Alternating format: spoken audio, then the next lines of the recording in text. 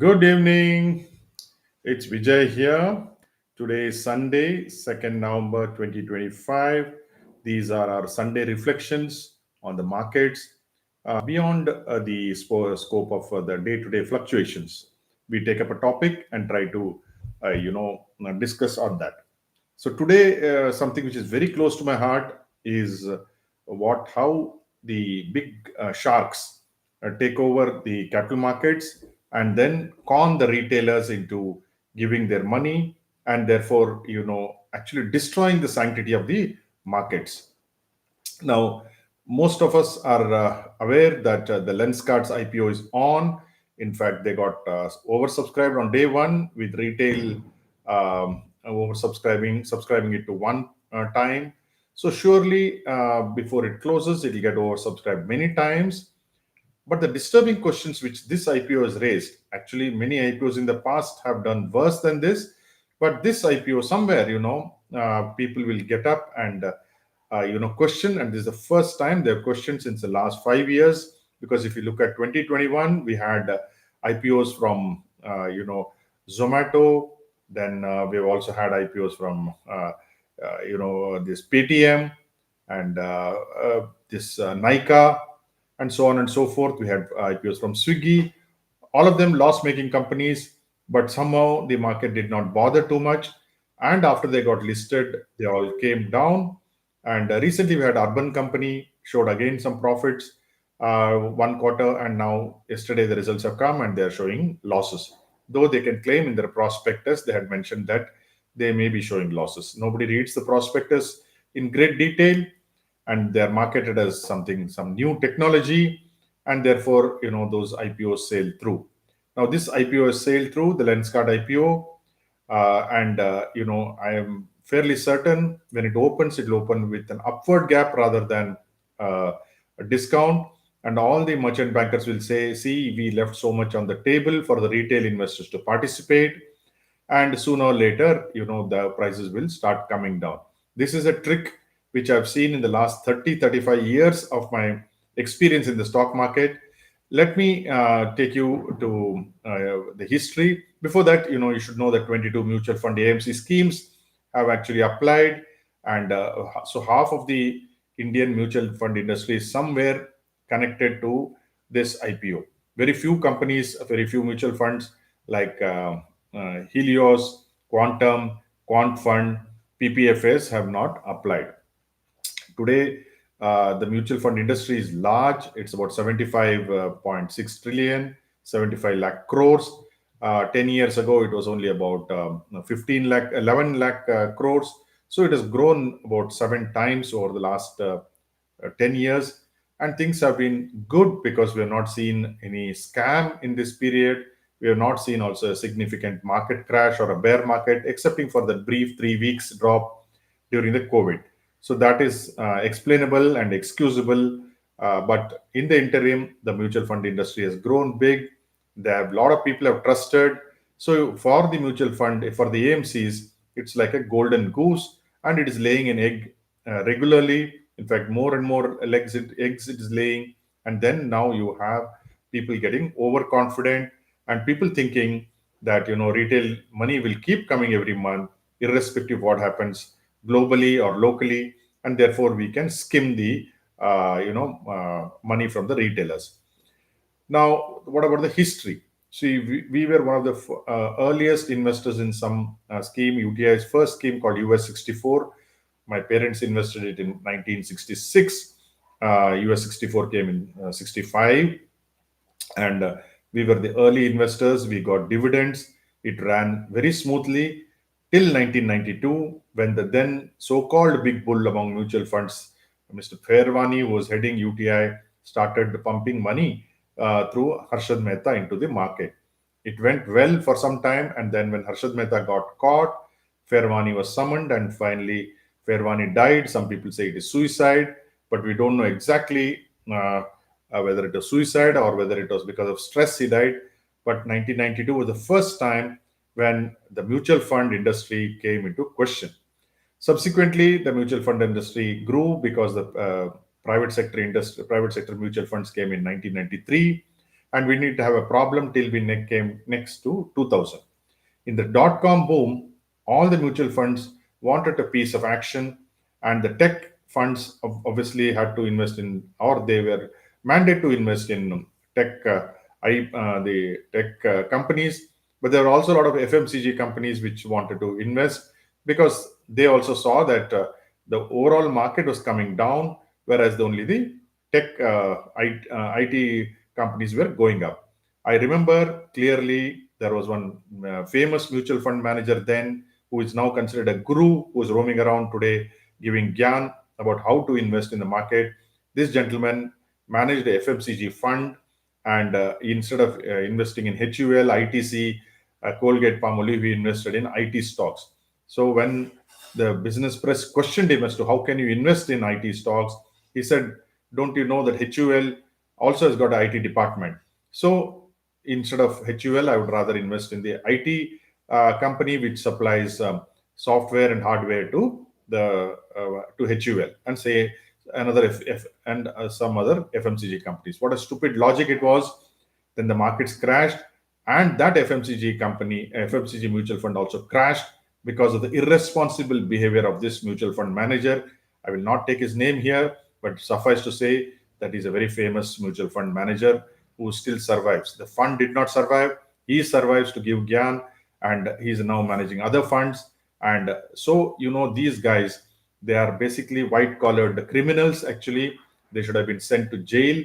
Unfortunately, in India, it doesn't work like that. So, finally, the investor has to be aware that these guys who give Gyan on TV, on social media, they are crooks of the highest order. I have no hesitation in saying that, because I want to ask these mutual funds who have put money into Lenskart and some other mutual fund, some other IPOs.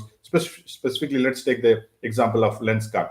People are talking about it being highly overpriced, P ratio, and all that. I am not looking at that. I'm saying this gentleman who is the promoter of this Lenskart. He bought shares from a foreign fund in July at 50 rupees, and he's selling it to us at 400 rupees.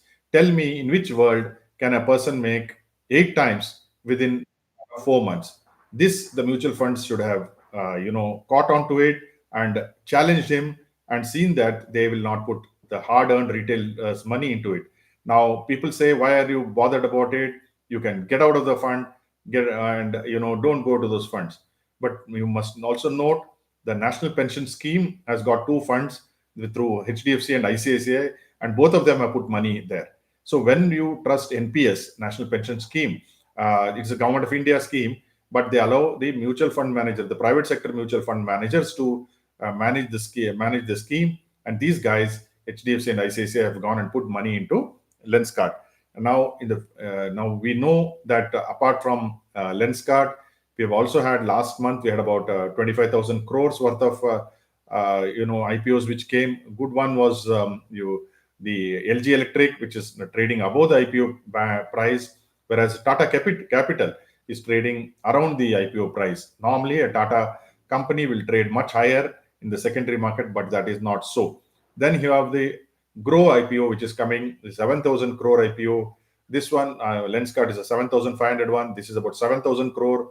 Pine Labs, another loss-making company, which is showing profit only in the last quarter, is coming with about 5,800 to 6,000 crore IPO in this week. ICICI Pru AMC, of course, it's a profit-making company. It's coming with a 10,000 crore IPO. Haldiram is in the queue.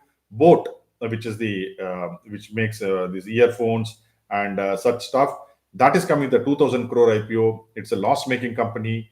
Then you have Oyo, Kent, VLCC, Physics Lab, which is coming, Car Deco, Misho, Hero FinCorp. All these companies are in line. This month itself, about 35,000 crore worth of IPOs are scheduled. Overall, if you include the Reliance Jio platforms, which is coming in the first half of next calendar year, people are looking at 150,000 crore worth of IPOs coming in. So you see, so many IPOs are coming, and these guys are having fun. And as I said, in 1992, UTI Fairvani got into trouble. 1998, before I just skipped this very important year, 1998, UTI continued this nonsense, and UTI, the MD one day said, "We don't have any money because we have invested in all Faltu stocks." So he was arrested, and we have not heard anything about him. So that was the only action which was taken, where the MD of UTI, which is the biggest, was the biggest mutual fund then. The government had to come in and split UTI and did so many things to rescue the investors. We got out of UTI unit US 64 because they closed it. We got our money back, but because the government came in. Now things have become much bigger. As I said, in 2000, the FMCG stock scam, and in 2007-8 also this problem was there. Mutual funds put in money left, right, center. In the year 2008, for instance, while the FIs continued to sell, global financial crisis was there. And this is, I'm talking of from end of 2007, when our market was going up from 5,000 Nifty, it went up to 6,000, 6,300, and on the decline, they could have, mutual funds could have got out, but they did not.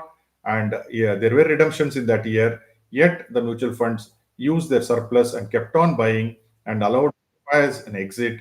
And that year, the mutual fund, for the first time in our century, we saw the in this century we saw mutual fund redemptions in 2008-9. Then the market went up in 2011, 10, 11. So the mutual funds somehow got the money through. But 11, 12, 12, 13, and 13, 14, 3 years, redemptions kept on increasing. The mutual funds had to sell at pathetic levels, and FIs bought during those 3 years when the prices were very, very low. In fact, in Nifty had come back to 5,000 levels. In why 5,000? It had come down to 4,500 levels. So the foreigners got shares at very, very interesting, very, very low prices because the mutual funds were selling, because people were redeeming. People lost faith in mutual funds. So first they lost in 1992, second time they lost in 1998, third time they lost in 2000, fourth time they lost during the global financial crisis. So on a regular basis, the mutual funds are taking the investors for a ride. Now, not many mutual fund people are in jail, but they should be in jail because I think they are, going against the contours what they should be doing. I'm sure if somebody investigates thoroughly, you will see a lot of kickbacks. We can only speculate that there will be kickbacks because it is very logical. Otherwise, why will you invest in a loss-making company at these kind of prices, or why will you invest with promoters who are outrightly doing some mischief? It may be legal, but ethical, and the guys, if they are not ethical enough, then I don't think you should invest in those kind of companies just because they have the legal shield. I'm fairly certain SEBI will come into play and they will take action, and the action generally is much stricter than what they should take. And for that, the golden goose is going to be killed because of these guys. And to get another golden goose, a goose which lays golden eggs, will take time. So I am afraid for the general investor, because we also invest in the market through the secondary market. We don't apply to IPOs. Even people who don't apply to IPOs are going to get affected because it will be collateral damage of an epic scale. Mark my words, I'm generally very bullish on markets, but I somehow I get the feeling that the next downturn will be led by mutual fund redemptions. And this time the redemptions will be very high. As I said, in 2015, we had 10 lakh crores. Now we have 75 lakh crores of retail money riding in the mutual funds. And this, if there's even a 10% drop, then it will be quite significant and the market prices will drop significantly. So I am a little bit concerned. This is just a warning here for all of us. We have to just worry about what the mutual funds are up to, and wherever possible, we should protest against the mutual funds. Social media is a good place to protest. This particular IPO has at least started, people are protesting, and now I'm sure the merchant bankers will be on the back foot. One of the DSP merchant banker tried to explain it out, but I don't think their explanation means anything. I think we should keep up the pressure in our own interest. As I said, we need not worry about whether we invest in IPOs, because if the market falls because of redemptions, then even secondary market will also get into trouble, and all our stocks, good stocks, also will get into trouble.